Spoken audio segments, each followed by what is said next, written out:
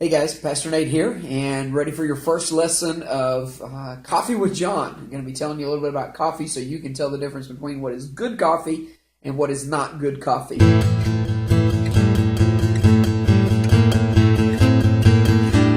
want to start out by telling you about a little bit of the coffee bean and what is good and what isn't. So to do that, I want to remind you of a rule that you want to make sure that you know. It's the rule of the 15s. What you have here is in the first pile you have a green bean. This is coffee before it's roasted, and they say that coffee in this state is good for about 15 months, and so a little over a year. This is good and considered fresh. And then you have roasted coffee. Roasted coffee, according to the experts, they say, is good for about 15 days after it's roasted. From there, it goes to stale. And then you have ground coffee. And what they actually say is that ground coffee goes stale after about 15 minutes of being ground.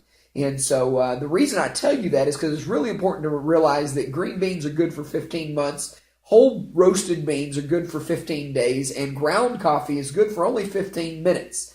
And the reason that is important is because the coffee that most people are used to, I have an example right here, but what I have done is I have strategically marked out the name of this coffee so that nobody is offended, because we aren't bashing names or brands or anything like that. So we've marked out the brand so that you cannot see exactly what it is, but most of you are familiar with this kind of coffee.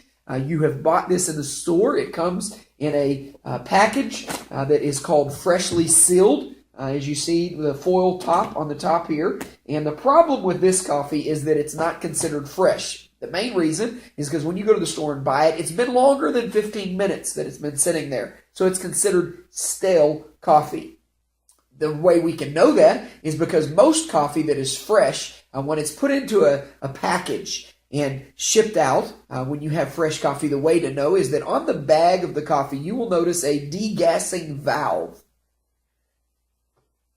Please withhold all jokes just for a little while so we can get through this. Coffee beans do degas, and so if they were in a sealed package and they were fresh, they would explode in that package. And so they put a vent on it so that the gases can escape the bag and that explosion doesn't happen. I store mine in a mason jar after I've roasted it with the lid barely on, and this allows for that degassing. And so that is a way that you can tell fresh coffee from coffee that's not so fresh. Another thing that is really important about coffee is how it's brewed. And I have an example here of something that most people are used to. It is a paper filter that is placed into coffee makers. And the beans go on top, and then the water comes down over the top, washes through the beans, and then it drops out coffee-flavored water. And the reason this method is not good is because coffee is all about the oils, and the oils is what you get in fresh coffee.